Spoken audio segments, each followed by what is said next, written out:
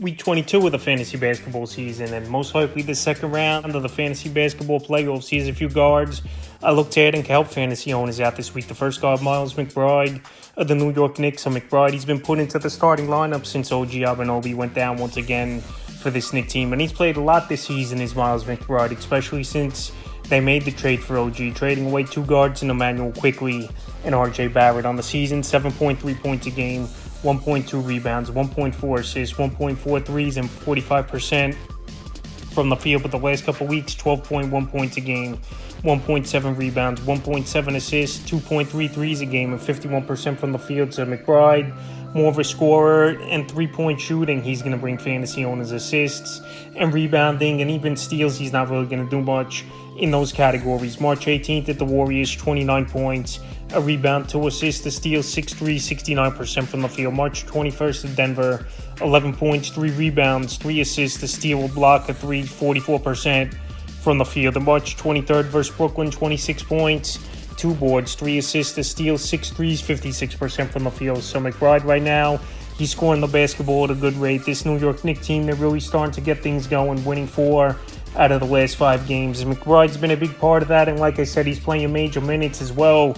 The last 2 out of 3 games, he's played 45-plus minutes for this New York Knicks team. So Tom Thibodeau has a lot of confidence in him. He's getting the major minutes, like I mentioned, and he's not going to slow down. Even if OG comes back, I believe, McBride, he's still going to get 25 minutes per game and can help this Knicks team off the bench scoring the basketball. So right now, he's one of the better ads. Position this week, the next ad's Peyton Pritchard of the Boston Celtics. I mentioned Pritchard as an ad last week, and Jaylen Brown's been out of the lineup, and True Holiday in and out over the last couple weeks. And Pritchard, another guy, could score and a good passer of the basketball as well. On the season, 8.7 points a game, 3.2 rebounds, 3.1 assists, 1.8 threes, and 44% from the field. But the last couple weeks here for Pritchard, 14.4 points a game, 3.9 rebounds, 6.4 assists, 2.8 threes, and 45% from the field. So right now, he's available in 63% of fantasy leagues. And like I said, he's getting those major minutes with the injuries. And we know the Celtic teams clinched a playoff spot.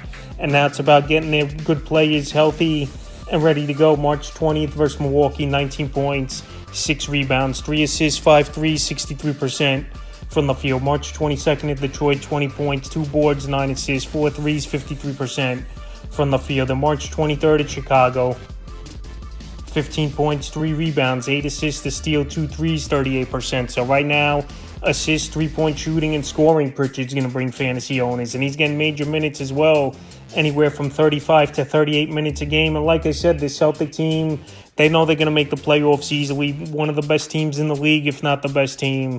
And Pritchard's getting the playing time and making the most of it. So he's definitely an ad this week.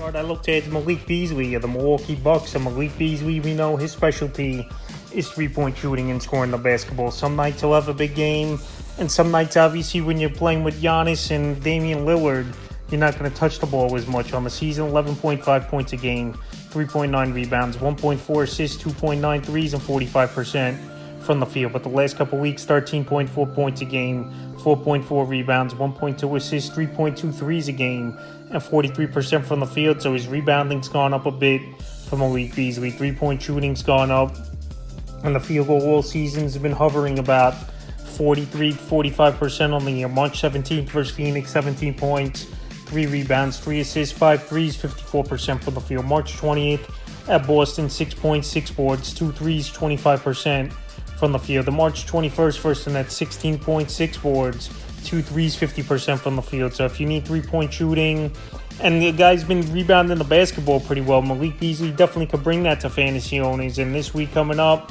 he's playing 4 times, which definitely helps as well for fantasy owners. Obviously, down the stretch here, the next guard, Nembhard of the Indiana Pacers. And Nembhard, he's been on and off the radar all season for fantasy basketball. So right now, he's available in tons of fantasy leagues.